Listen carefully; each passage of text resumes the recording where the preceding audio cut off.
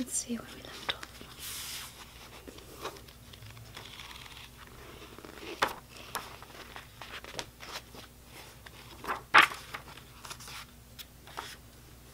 That's right.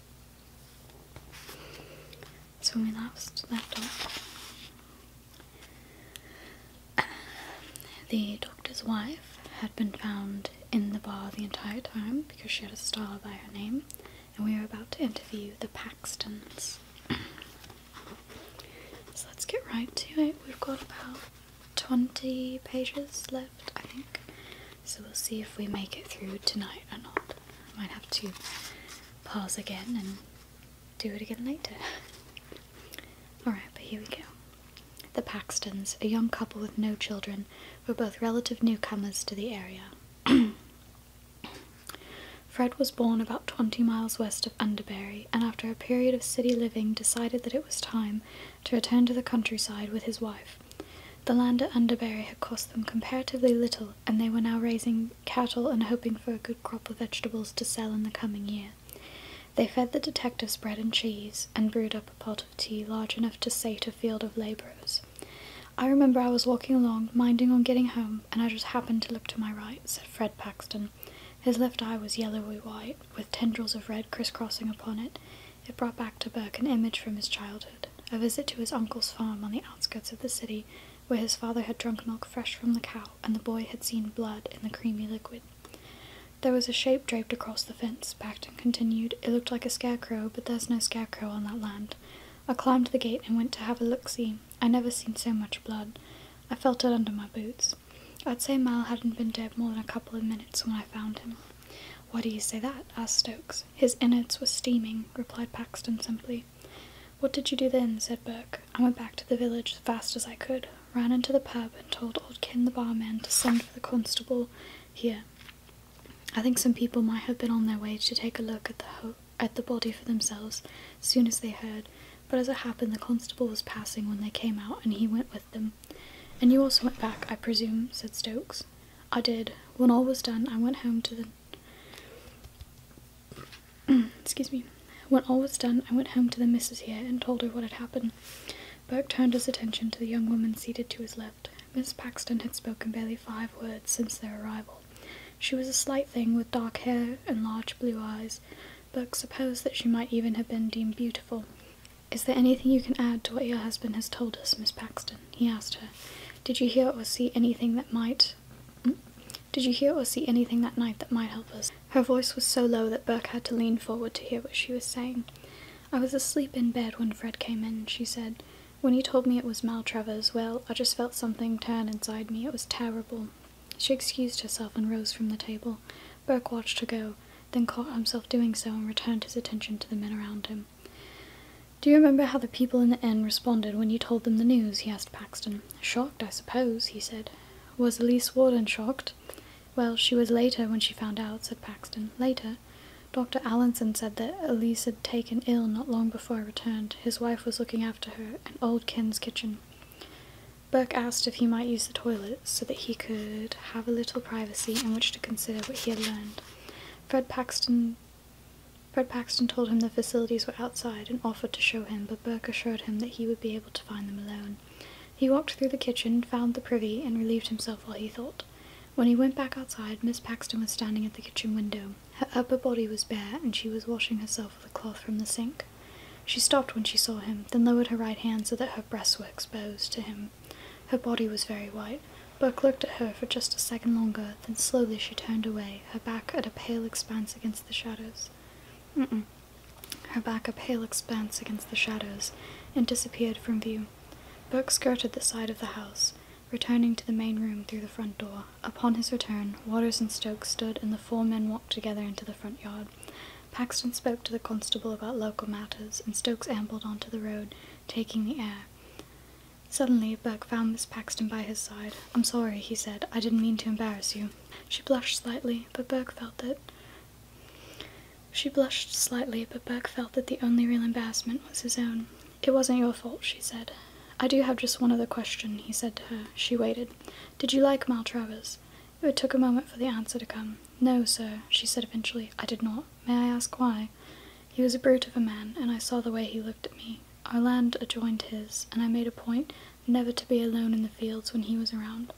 Did you tell your husband of this? No, but he knew how I felt right enough. As you can see, it's gotten quite dark. I'm going to go ahead and turn the light on. Close your eyes so it doesn't bother you.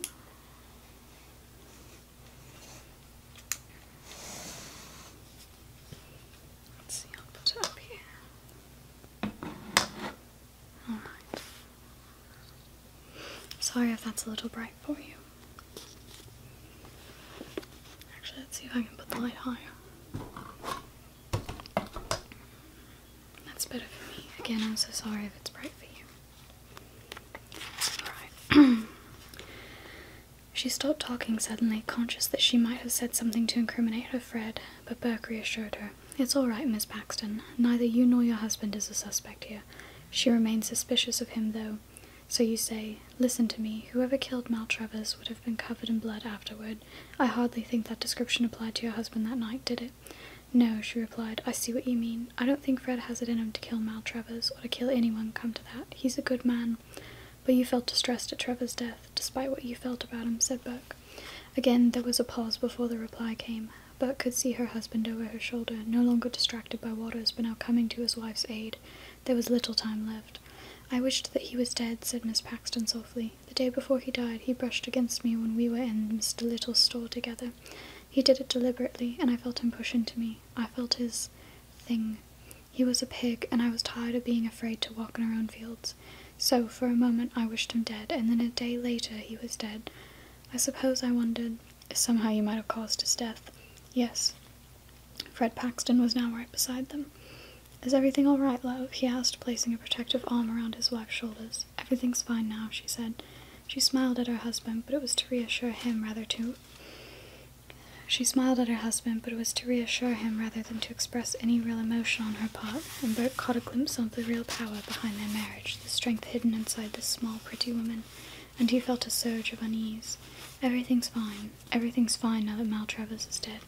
Sometimes you do get what you wish for, don't you, my love? By now it was growing dark. Stokes remarked that winter seemed to be extending its reach far into February, for although the winter solstice had long since passed, daylight was in short supply in Underbury and its surrounds. Constable Waters counselled the detectives against visiting the Warden family after dusk.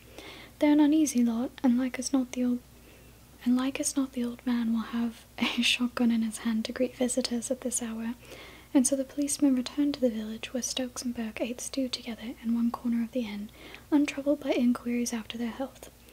Burke announced that he wished to visit Dr. Allanson, and politely declined his sergeant's offer of company on the road. He wished to have some time alone, and although Stokes generally knew when to keep quiet in the presence of the inspector, Burke nevertheless found the presence of others distracting when he was trying to think. He secured a lamp from the innkeeper, and then, once the directions offered were clear in his head, he took to the road and walked to the Allansons' house, which lay about 1 mile north of the village. It was a starless night, and Burke was oppressed by unseen clouds. All of the windows were dark when he arrived at the house, save one at the very highest eave. He knocked loudly and waited, expecting a housekeeper to open the door. Instead, after some minutes, and to his surprise, the lady of the house herself greeted him. Miss Allanson wore a very formal blue dress that extended from her ankles to her neck, but ended in a faint ruffle beneath her chin.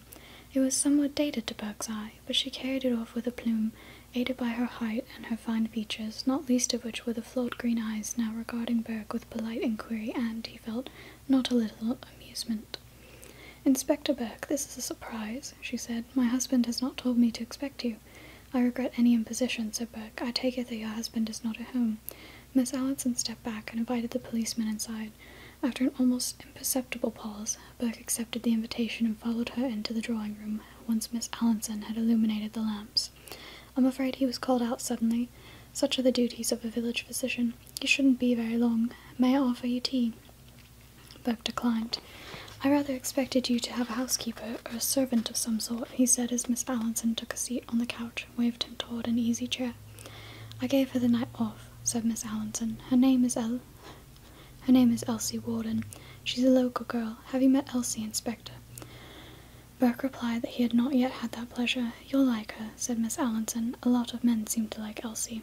Once again, Burke was aware of Miss Allanson's distant amusement, an amusement that he believed she felt at his expense, although he was unable to guess why this might be so. "I understand you were with her on the night Maltravers died."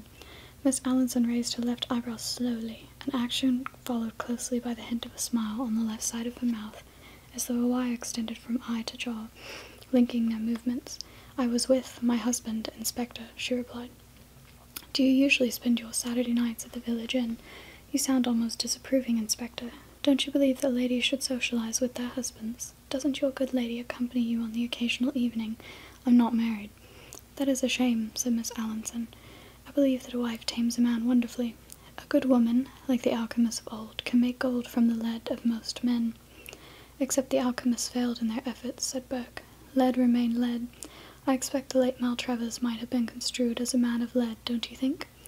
Maltravers was corrupted metal," said Miss Allanson dismissively. "In my view, he is of more benefit to the earth now than he lies beneath it than he ever was when he walked upon it. There, at least, he will provide food for worms and nourishment for plants. Poor eating, admittedly, but sustenance for all that." Burke did not remark upon this display of feeling. "It appears that few people have had a good word to say about the late Mr. Travers," he said. "I expect it will be a short eulogy. I believe succinct is the word, and any eulogy would be more than he deserves. Do you have any theories yet on how he might have died? They talk in the village of a wild animal, although my husband scoffs at the possibility." "We are keeping an open mind on the subject," said Burke. "Nevertheless, we appear to have become sidetracked from the subject of Miss Elsie Warden. My understanding is that she was taken ill on the night that Maltravers died." "She had a moment of weakness," said Miss Allanson. "I took care of her as best as I could. May I ask the cause?" "You may ask Elsie Warden if you choose. It's not my place to tell you such details." "I thought it was only doctors who took the Hippocratic oath." "Women have their oaths too, Inspector, and I doubt if even Hippocrates himself could rival them on the fastness when they choose to be silent. I am curious, though, as to whom it was that spoke to you of Elsie Warden's illness." "I'm afraid I can't say," replied Burke. "Policemen, too, have their secrets." "Never mind," said Miss Allanson. "I expect I will find out soon enough. Elsie Warden clearly trusts you a great deal, for one so recently arrived in the village." Miss Allanson tilted her head slightly and regarded Burke with renewed interest, rather like a cat that suddenly finds the mouse with which it is toying, making an unexpected but ultimately doomed break for freedom, all the while with its tail pinned firmly beneath the feline's paw. "Elsie is a strong young woman," answered Miss Allanson, with what Burke construed as a degree more caution than she had previously exercised. "This is not a village known for its tolerance of strong women." "I'm afraid I don't understand," said Burke. "They hanged witches here many years ago," said Miss Allanson. 3 women died at the heart of the village, and more languished in jail until they too began to die. The hanged women still bear the name of Underbury when they are spoken of, and their bodies lie buried beyond the cemetery walls. "The 3 stones," said Burke. "So you've seen them? I didn't know what they were, although I suspected that they marked graves of some kind," said Burke. "I was surprised to see plots beyond the wall commemorated in any way." "I don't believe the stones were placed there to commemorate 3 murdered women," said Miss Allanson. "There is a cross carved in the underside of each stone, facing down. The superstition that caused their deaths followed them into the ground." "How do you know about the crosses?" "The village records. In a small place like this, one has to entertain oneself as best one can." "Yet these are more enlightened times, and Underbury is no longer as it once was." "Would you have considered Maltravers an enlightened man, Inspector? I never met him except to look upon his remains. All I have is the testimony of others as to his character." "Why are you not married, Inspector?" asked Miss Allanson suddenly. "Why is there no woman in your life?" Now it was Burke's turn to answer cautiously. "My job takes up much of my time," he began, uncertain why he was even attempting to explain himself to this woman, except that in doing so he might learn more about her. "Perhaps, too, I have never met the right woman." Miss Allanson leaned forward slightly. "I suspect," she said, "that there is no right woman for you. I'm not entirely sure that you like women, Inspector. I don't mean in the physical sense," she added quickly, "for I am sure that you have appetites like most men have. Rather, I mean that you don't like them as beings. You perhaps distrust them, maybe even despise them. You don't understand them, and that makes you fear them. Their appetites, their emotions, the workings of their bodies and their minds, all are alien to you, and you are afraid of them for that reason, just as the men of Underbury were afraid of the woman, who they named witches, and hanged amid the winter snow. I'm not afraid of women, Miss Allanson, said Burke, a little more defensively than he had intended. She smiled before she spoke again, and Burke was reminded of the faint smile on the face of Miss Paxton as she reassured her husband earlier that day. He heard the sound of footsteps approaching the house, their rhythm slightly distorted, and knew that Dr. Allanson had returned, yet he found himself staring only at Miss Allanson, caught in the depths of those green eyes. Really, Inspector, I don't know if that's true, she said, apparently untroubled by any offence that she might have caused him. Untroubled by any offence that she might be causing him. In fact, I don't believe that's true at all. Dr. Allanson joined them, and, after a suitable period had elapsed, his wife announced that she was retiring for the evening. I know I'll be seeing you again, Inspector, she said as she left them. I look forward to it. Burke spent another hour with Allanson, learning little that was new, but content to bounce theories back and forth with someone whose knowledge of physiology was so intimate. Allanson offered to take him back to the village, but Burke declined, consenting only to a little brandy to warm him on the journey. Burke almost instantly regretted taking the brandy once he set out for the village, for while it was undoubtedly warming, it clouded his head, and the cold was doing little to sober him. Twice he almost slipped before he had even made it to the road, and once upon it he kept to the centre, fearing for his safety if he drew too close to the ditch. He had been walking for only a few minutes when he heard movement in the bushes to his right. He stopped and listened, but the presence in the undergrowth had also paused. Burke, like Stokes, was every inch the city dweller, and supposed that there must be a great many nocturnal animals in these parts, yet whatever was on the other side of the bushes was quite large. Perhaps it was a badger, he thought, or a fox. He moved on, the lamp raised, and felt something brush past his coat. He turned suddenly and caught a flash of black as the creature entered the bushes to his left. It had crossed the road behind his back, so close that it touched him as it went. Burke reached behind himself and brushed at his coat. His fingers came back coated with something dark and flaking, like pieces of charred paper.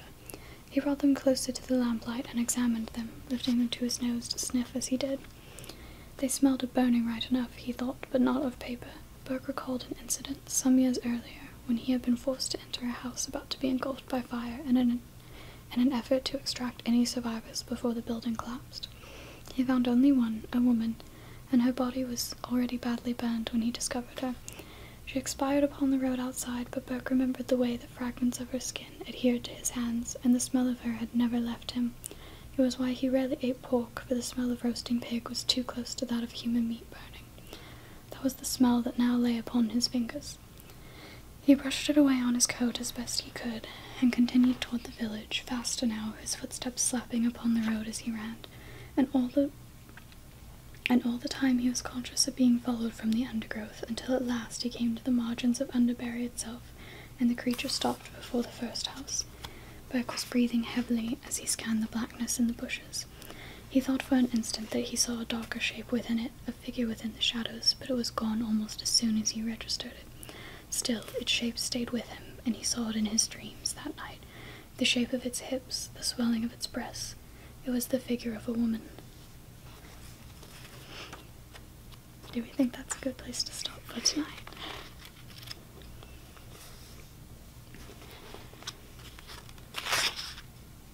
Let's see my next book.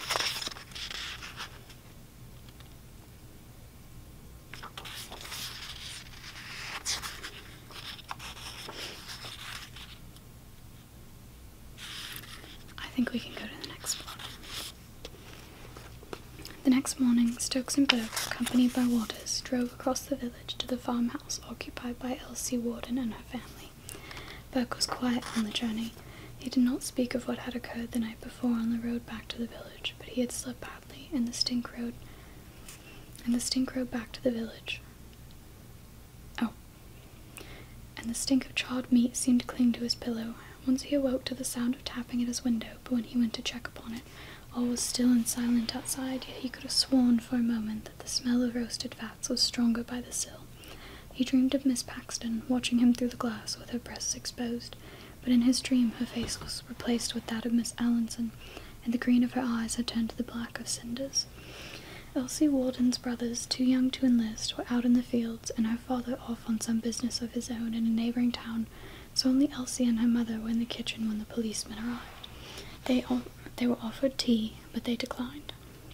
In truth, Burke was not entirely certain why they had come, except that there had clearly been bad blood between the Warden family and the late Maltravers. Miss Warden remained sullen and unresponsive in the face of their questions, and Burke saw her glance occasionally through the window that looked out over the family's fields, hoping to catch sight of her sons returning from their labours.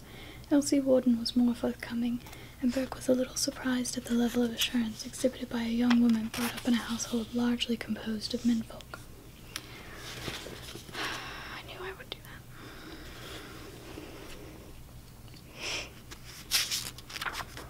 that.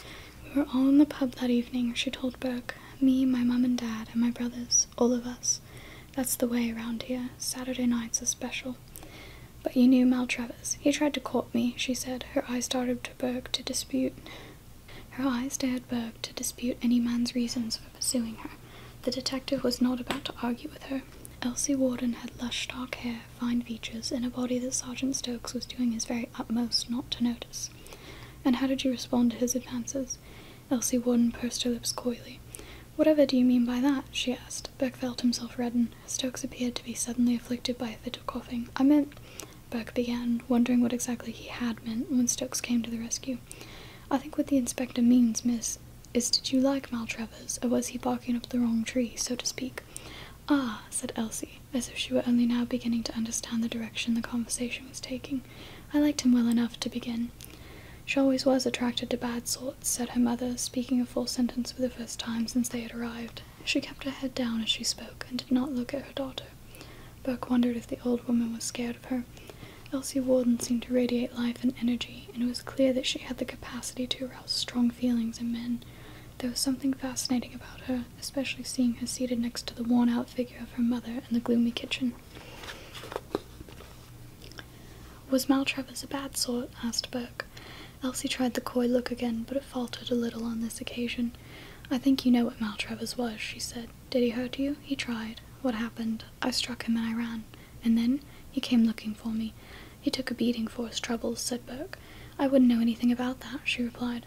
Burke nodded. He took his notebook from his pocket and flicked through the pages, although he had no need of its contents to guide his thoughts.